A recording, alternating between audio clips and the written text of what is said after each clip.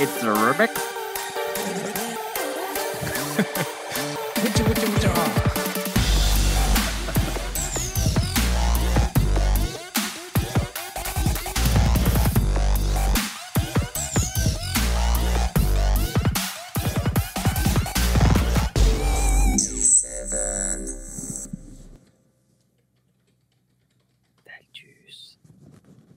C'est donc l'heure de The Witcher, une série Netflix présentée par G7. C'est un podcast de Podcut, le label indé. Salut tout le monde. Salut. Salut Taldus. Alors fais ça, on t'entend pas. Bonjour à tous. Et puis il en manque quelques-uns qui doivent rejoindre. Ils ont sûrement eu peur de l'intro chantante. Donc Thompson va arriver. Mais vas-y, commence. De quoi on va parler, Taldus? Alors, on va parler d'une série qui s'appelle The Witcher, qui est adaptée du jeu vidéo, qui est adaptée des bouquins, auxquels je n'ai pas joué, ni lu, ni... Enfin, j'ai quand même vu la série Netflix, quand même, faut pas déconner. J'ai une bande-annonce, si tu veux. Je pourrais la balancer quand tu veux. Mais elle dure 2 minutes 30, hein, sachez-le. 2 minutes 30, c'est bien, ça va combler pendant qu'ils arrivent. Vous voulez qu'on lance la bande-annonce? Vas-y, parce que sinon c'est moi qui vais la faire et ça va pas le faire du tout. Messieurs. Allez, c'est parti. J'ai entendu maintes histoires sur ton espèce, sorceleur. Sorceleur. Tu es un mutant. Le fruit de la magie.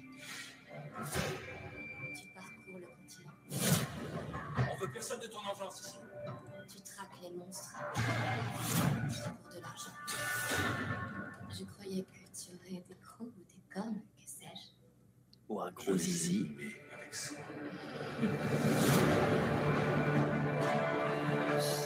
Toi aussi, les gens disent que tu es un monstre. Pourquoi ne pas les tuer? Cela ferait de moi le monstre que je suis à leurs yeux. Chacun de nos choix nous rapproche de notre destinée. Bon, on va pas mettre les 2 minutes 30, hein, vous avez compris. C'est le sorceleur. Yes.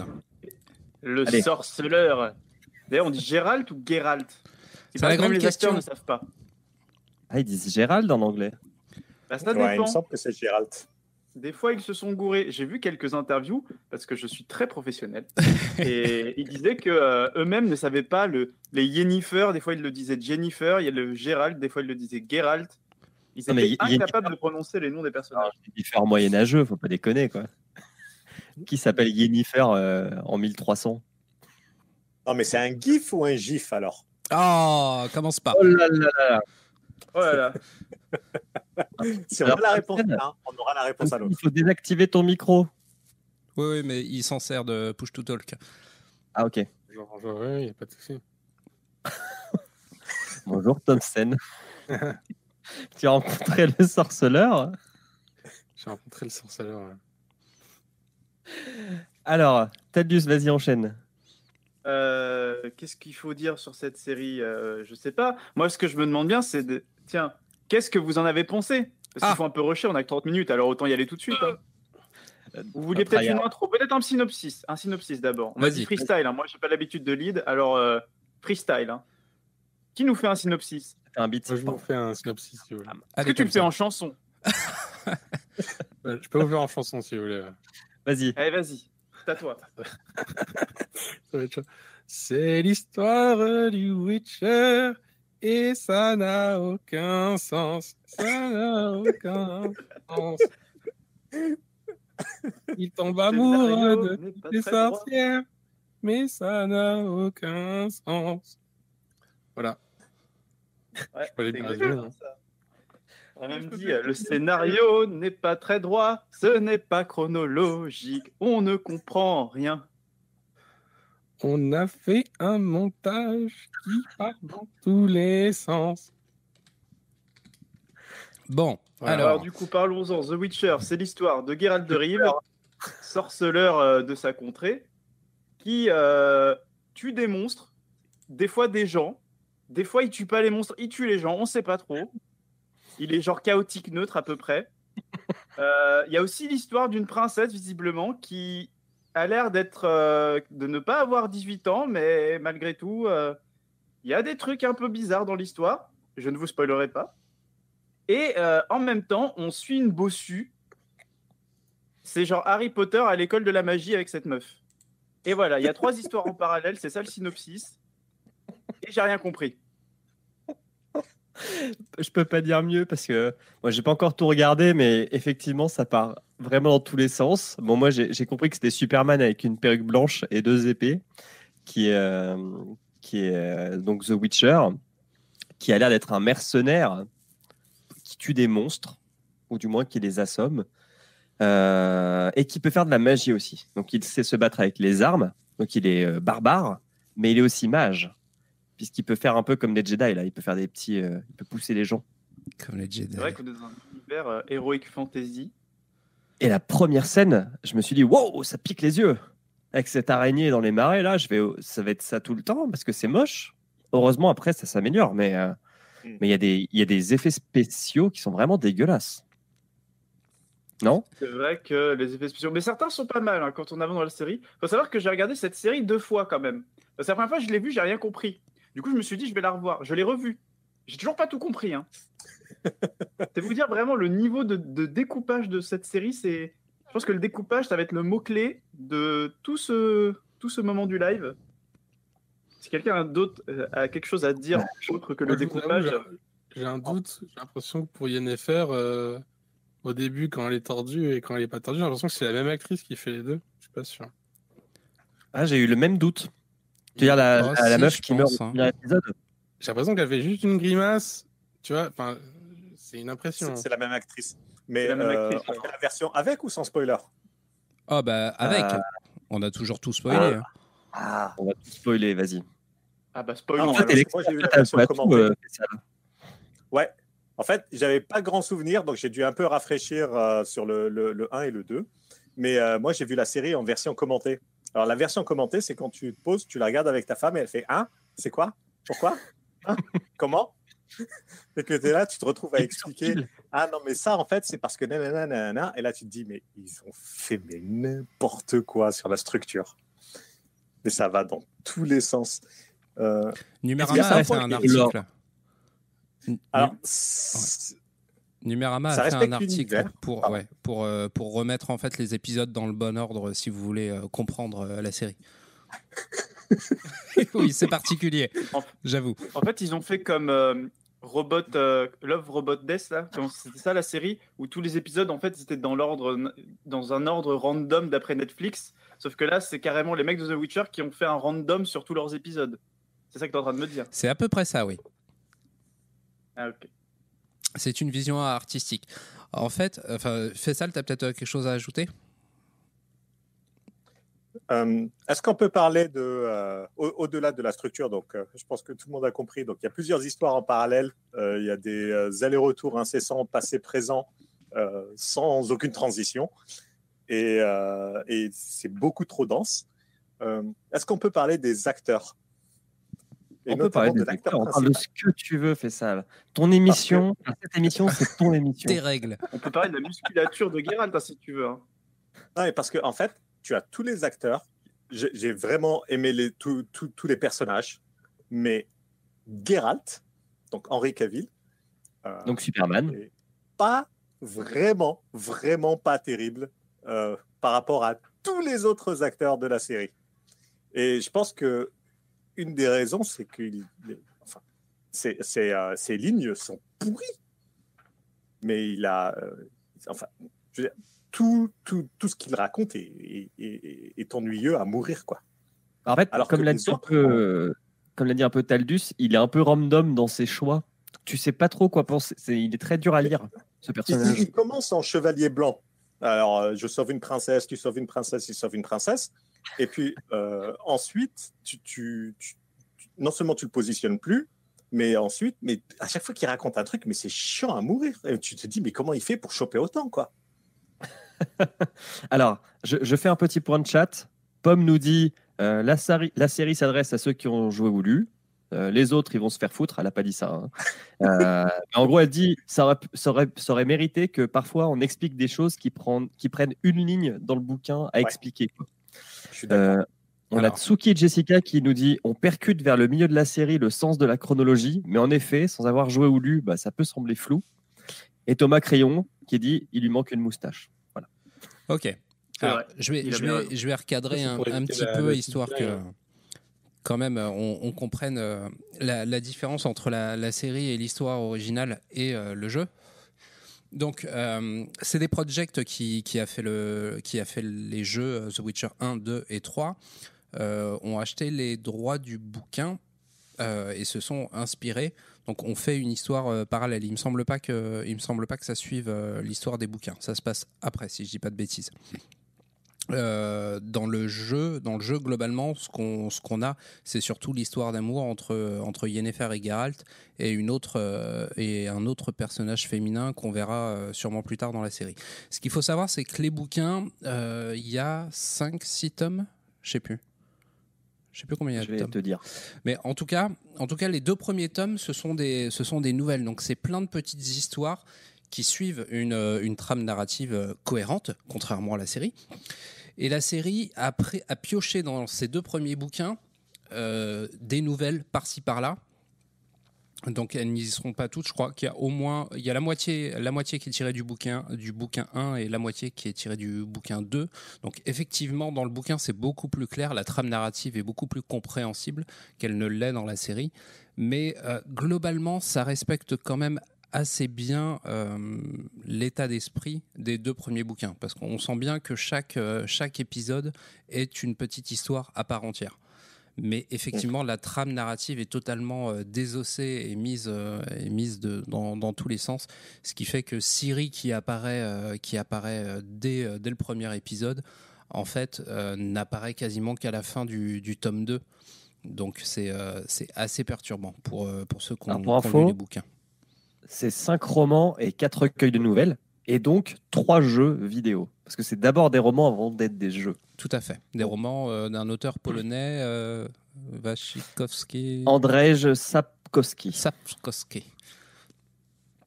Qui était d'ailleurs en litige avec CD Projekt jusqu'à récemment sur les droits de The Witcher. Tout à fait. Tu peux nous expliquer pourquoi ? Sûrement pour une histoire de thunes. Monsieur le juriste. Alors, en fait, ce qui s'est passé, c'est que CD Projekt a acheté les droits pour pas cher du tout à l'époque où le bouquin est sorti.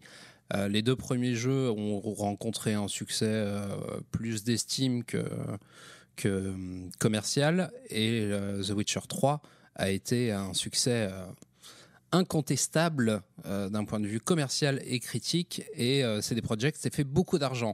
Ce à quoi l'auteur a répondu c'est bizarre, mon chèque est pas du tout à la hauteur. Donc il a discuté un peu avec les mecs de CD Projekt et il a dit s'il vous plaît un peu plus de thunes. Et ils se sont chamaillés pendant 3-4 ans au moins, et ils sont tombés d'accord là récemment pour continuer à exploiter les droits pour le jeu vidéo uniquement.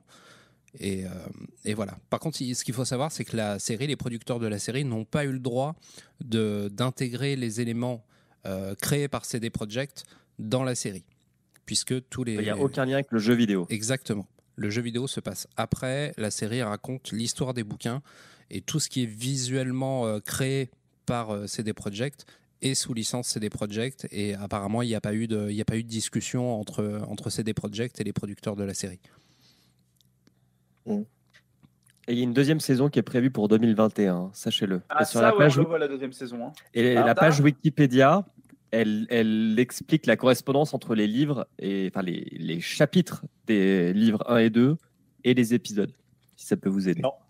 Si j'ai bien compris, la saison 2 se passera nettement après la saison 1, et ils ont un filler, je crois qu'ils ont une série animée pour combler le gap entre la saison 1 et la saison 2. Déjà, est-ce qu'on en parle de la fin de la saison 1 ? Parce que, je sais pas, toi, Julia, tu l'as pas fini, mais la fin de la saison 1, c'est un peu genre « Allez, salut, viens voir la saison 2 !» C'est-à-dire qu'il y a un gros cliffhanger. Il y a un gros limite, on cut au milieu d'une phrase et c'est en mode « Allez, salut, saison 2 !» Et revenez en 2021, direct. En fait, le problème avec cette série, c'est que quand tu la regardes et que tu repenses à la saison 1 de Game of Thrones, tu comprends tout le travail qui a été fait sur le trône de fer. Et Et la fin de la saison 1 du Trône de Fer n'a rien à voir avec The Witcher. Mais il y a une autre série, si vous voulez, encore plus pourrie, qui est en 13 épisodes, qui est sortie il y a en 2001. Ouais, en 2001, okay. Il y a un film polonais. Ok. Et il y a une série de 13 téléfilms. Il y a une série de 13 épisodes qui est sortie à la télé la même année ou l'année suivante, qui s'est fait déboîter par les critiques, mais juste pour le plaisir, il y a la petite page Wikipédia, donc ça s'appelle The Hexer, H-E-X-E-R. Je pense que ça vaut le coup de regarder ça pour aller ensuite ouvrir une nouvelle branche, le G7 Nanar. Ça dure combien de temps, tu sais 2 heures le film. Oh bah ça va, il faut qu'on le fasse. C'est pas remboursable. Il faut du qu'on temps le de fasse. ta vie que tu ne retrouveras pas. Et je me proposerai. Est-ce que vous avez aimé in fine, vous avez aimé ou pas quand même? Pose pas les questions qui fâchent, Julien. Alors si tu pars la du France principe, veut savoir. Si tu pars du principe que tu n'as pas lu la presse qui le comparait au nouveau Game of Thrones, oui, c'est pas mal. Mais c'est vrai que comparé à Game of Thrones, c'est pas du tout dans la même cour. C'est comme le triple A et la petite série B. Ouais. Mais moi, j'ai bien aimé l'arc avec Yennefer et l'arc avec le monstre dans le château, qui n'est pas vraiment un monstre. Ces 2 arcs, j'avais bien aimé. Le reste, non. Disons que les bastions sont bien et le scénario est tout pourri, quoi. Enfin, c'est mon avis personnel, mais c'est ça, quoi. Si on compare à Game of Thrones, puisque les deux sont, je peux appeler ça de l'heroic fantasy, je vais choquer personne. De ce qu'on voit dans The Witcher, c'est beaucoup plus de magie. Quand même, dans Game of Thrones, la magie, on la voit très peu. Puis c'est pas le délire, c'est plus les aspects politiques des différents royaumes. Et puis après, un peu les dragons. Alors que là, The Witcher, la magie est quand même beaucoup plus présente dans le rapport au monde. Oui, et ça, j'ai bien aimé finalement. En fait, il y a un événement fondamental dans l'histoire qui n'est jamais raconté. La conjonction des sphères, c'est un élément clé dans l'univers de The Witcher qui explique les monstres et puis toutes les autres créatures qui existent. Et en fait, ça n'est jamais expliqué. Et l'autre point qui est assez frustrant, c'est qu'à plusieurs moments dans la série, il parle d'éléments où si tu n'as pas lu ou si tu n'as pas joué, tu n'as aucune idée de ce qu'il raconte. Donc, c'est bien de construire du mystère. Mais si le seul qui ne comprend pas, c'est celui qui regarde, ça ne marche pas. C'est sûr. Thomas Thomsen, comment dois-je t'appeler, ménestrel? Quel-moi maître. En chanson, s'il te plaît. Appelle-moi maître. Non, mais t'en as pensé quoi? Vas-y. Ouais, alors moi je l'ai regardé. Alors au début j'étais un peu. Moi j'ai très peu joué aux jeux vidéo, j'ai joué un peu, mais je sais que par contre j'ai tous mes potes qui, eux, sont des joueurs hardcore et qui trouvent que c'est vraiment de la merde cette série. Après moi je l'ai regardé, j'avoue, en étant un peu novice à l'univers, j'ai regardé. Au début c'était quand même dur à regarder.